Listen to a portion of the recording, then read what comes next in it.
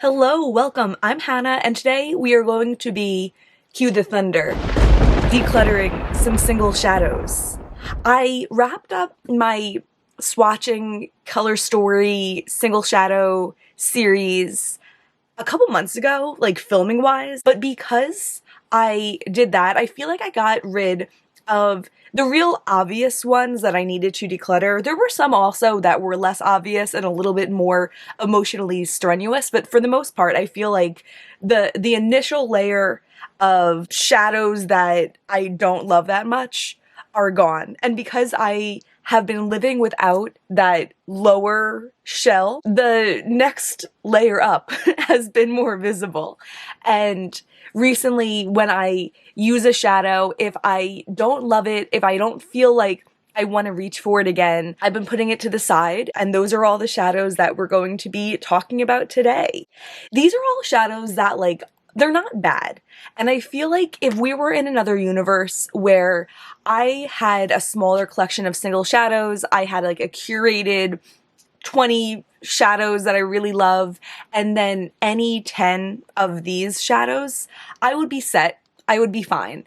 This is just me trying to get to a place with my eyeshadow collection where I don't feel overwhelmed when I open up my makeup.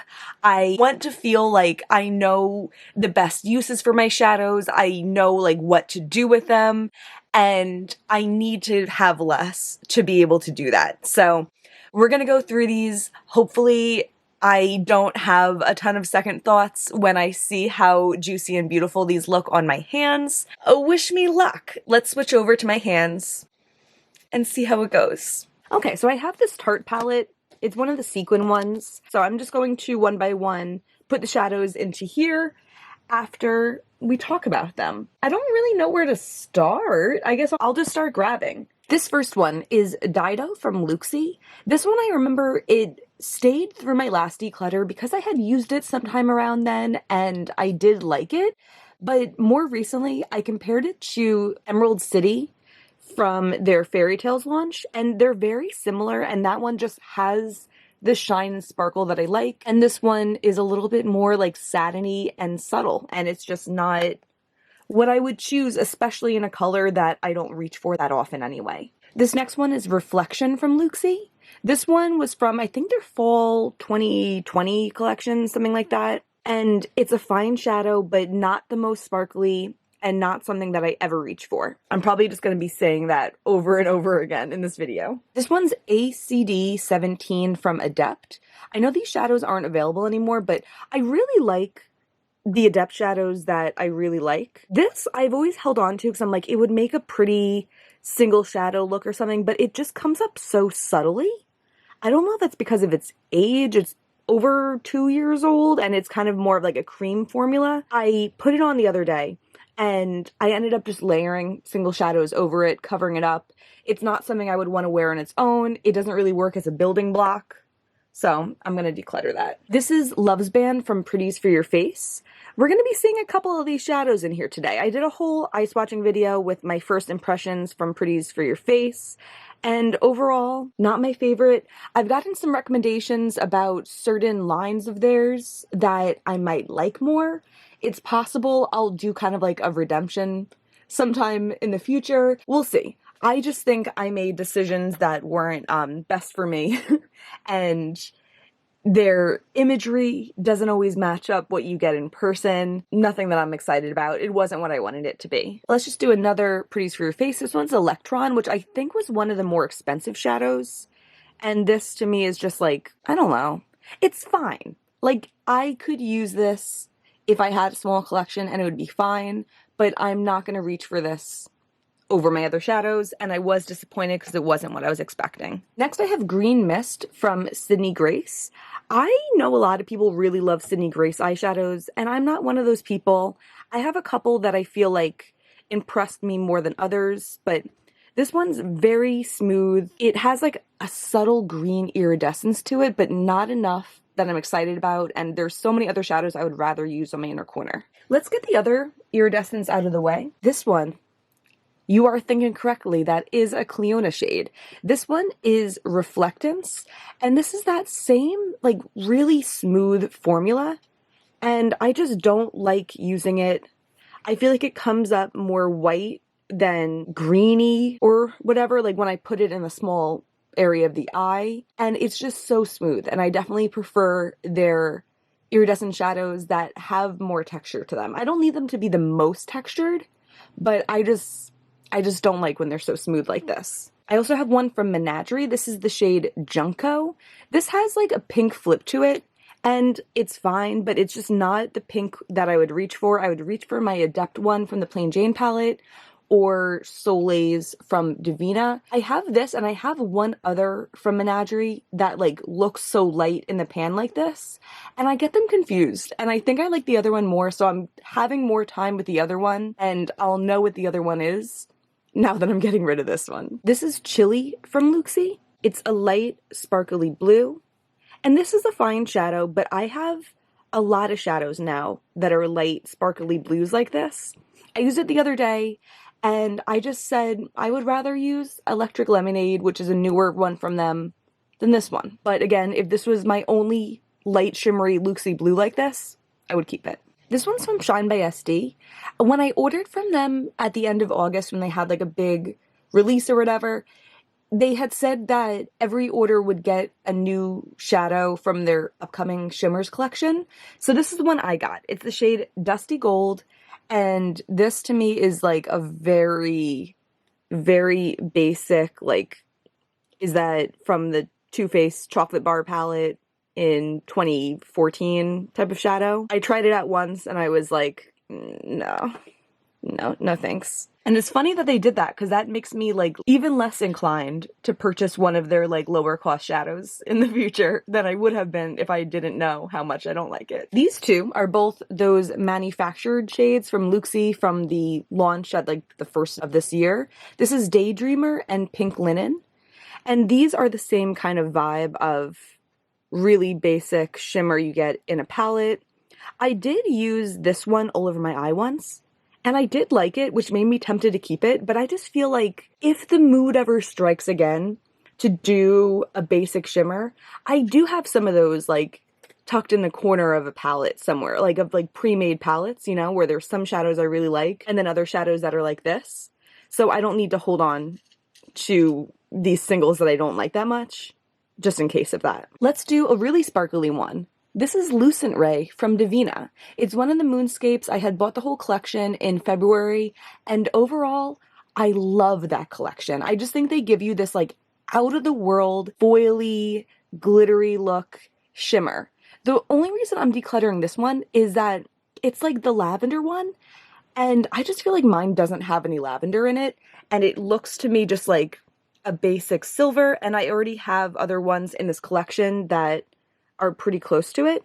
Someone in the comments had told me that like there was some sort of discrepancy between some of the shades, and sometimes they came out with more color than others. I'm not really sure. I just know that I have enough of this formula in similar shades, and I don't need this exact one that doesn't give me the purple.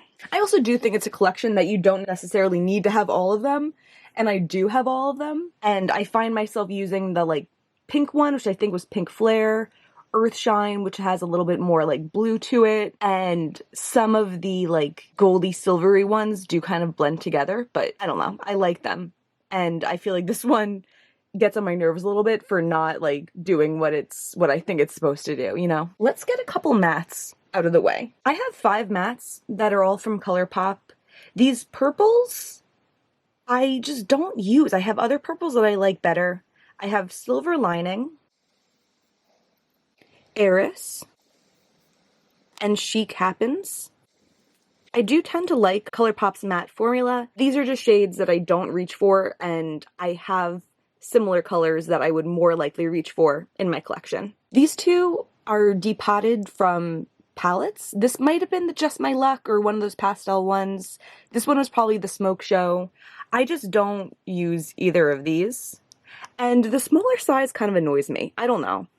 Some of the smaller size ColourPop shadows I have in my collection are so good that I wouldn't dream of decluttering them, but they are kind of just like little and dinky and annoying.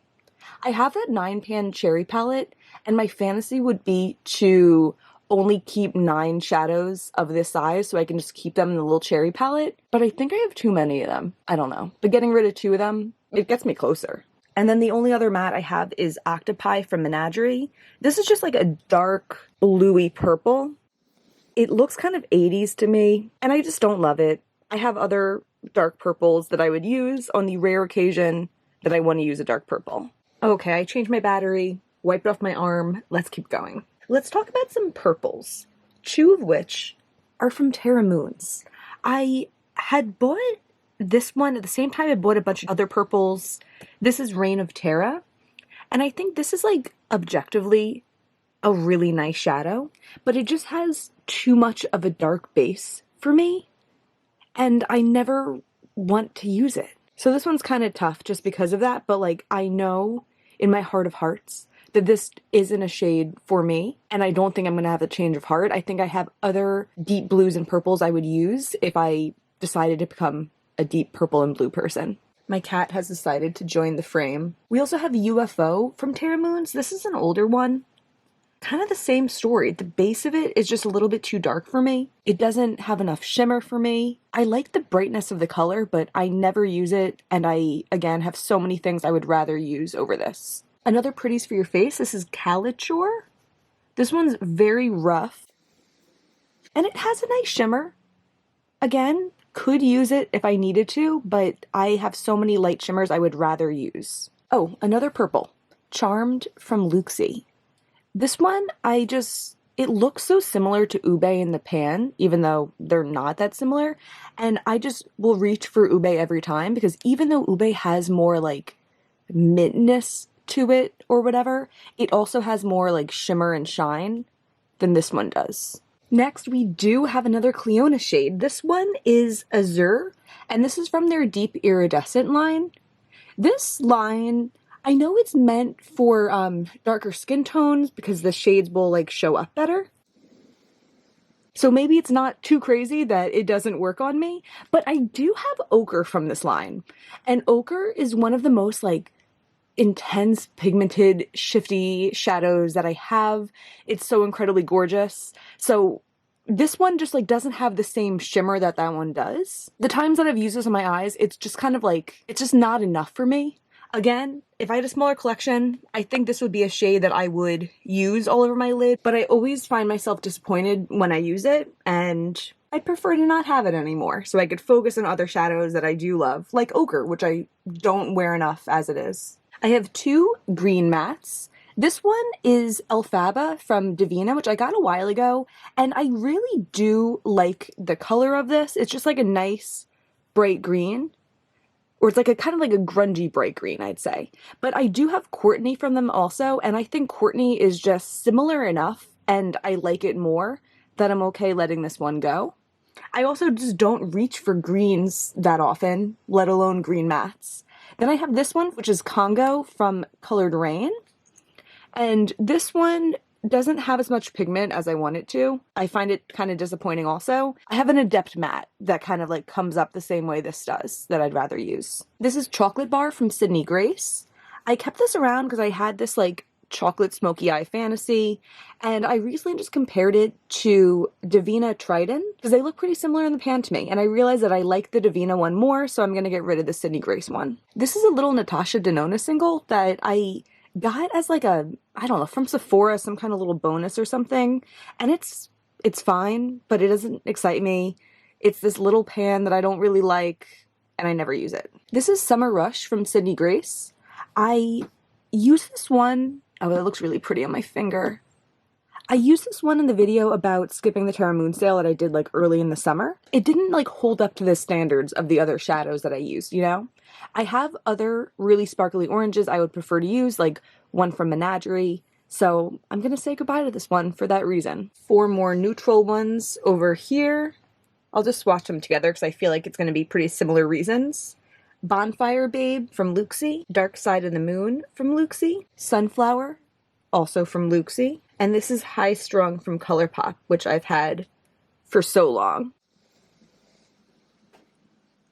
I think of them, Sunflower is probably the nicest one, but it's a shade that I rarely use. All of these things I just don't gravitate to. And then we have the Luxie Halloween collection. This is where it kind of comes into play that I'm a person who makes some YouTube videos on the internet, because I would not have bought all of these had it not been for the channel. And I think there is some value in it, even though I bought shadows knowing I probably wasn't going to like them, because hopefully I prevented other people from buying shadows that they wouldn't like. I do plan to either sell or give away to friends and family the shadows that I don't keep. The only ones I tend to trash are ones that are really, really old. But either way, it is something that I'm kind of like grappling with.